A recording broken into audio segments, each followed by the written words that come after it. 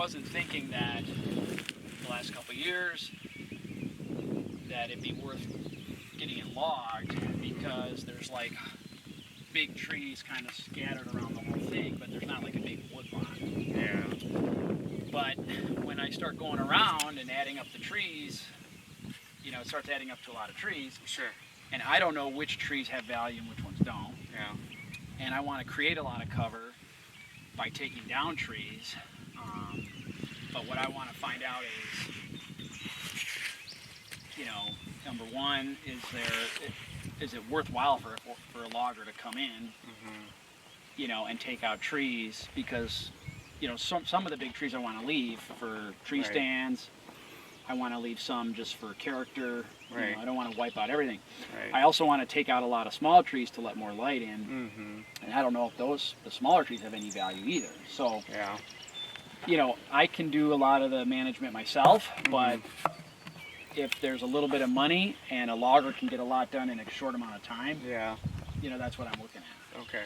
So there's about, you know, there's 35 acres farmed, there's 14 acres of CRP, and then there's, you know, a bunch of swamp that just doesn't really have any trees, Yeah. and then scattered hardwoods. And so I was going to show you the sort of scattered hardwoods.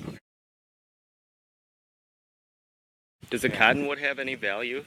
I mean, not a whole lot. Most of what cottonwood has going for it is they're usually pretty tall and pretty straight. Yeah. From a wildlife perspective, I like being able to cut them because they're in the aspen, you know, they're related to aspen, so they sprout pretty aggressively. So you From the roots? Yep, from the root structure. I did not know that. So you get real quick regen and food that down here the deer would hammer. Yeah. You know, it probably wouldn't last but a year or two. The white oak is an interesting one to manage because it's where your most desirable mast is going to come from. The acorns are palatable and desirable from deer, turkey, squirrel. Everybody likes white oak. Right. And so, you know, but you've got a nice, you know, you could still harvest the larger ones and you've got lots of little ones left over. Right. Yeah. See, the deer hang out in the swamp in November. Yeah. And I want this edge to get screened better. Sure. So, and then when we access the farm, it's more of a both a sound and visual barrier. Yeah. And so that's why I started cutting kind of some of the smaller ones to kind of free up the bigger ones. Yeah. And but I wouldn't mind, you know, I'd be happy to just get rid of all of them. Yeah. I'd be happy. Yeah, because you know, none of the undergrowth is really going to take off until that overstory is thin significantly. Yep. So yeah, this was the first spot on my list to show you.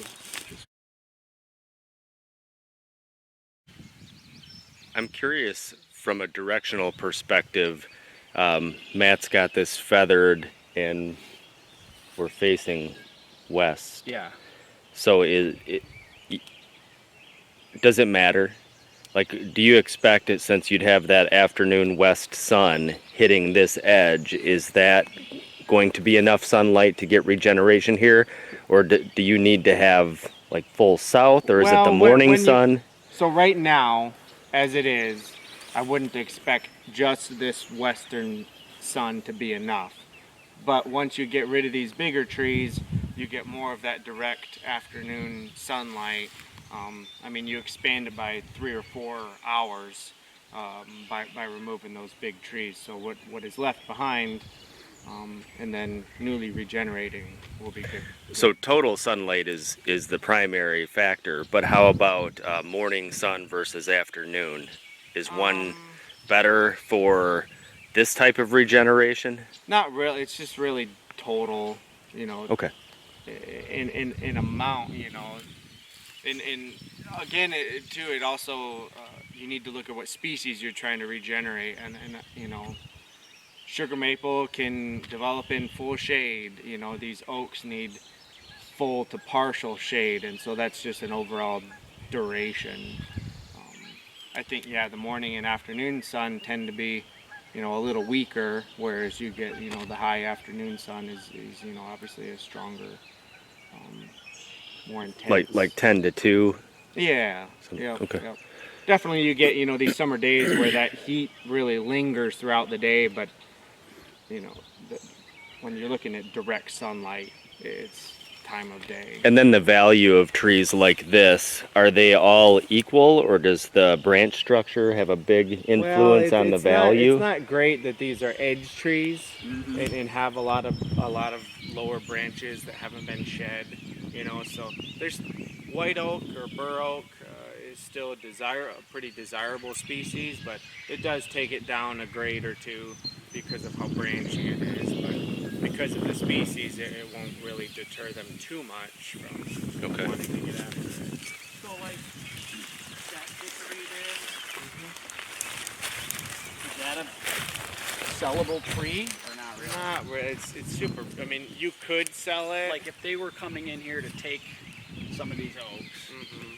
and I was like, hey, I don't want that tree, take it, or would they be like, nah, we don't even want it? It's not. They would probably lean to I don't want Sure, it. sure. Is that because of the diameter? Yeah, or it's the just too form? small. Yeah. It barely pays for them to cut it, haul it, Right. or cut it, skid it, and truck it somewhere. They've like zeroed out already.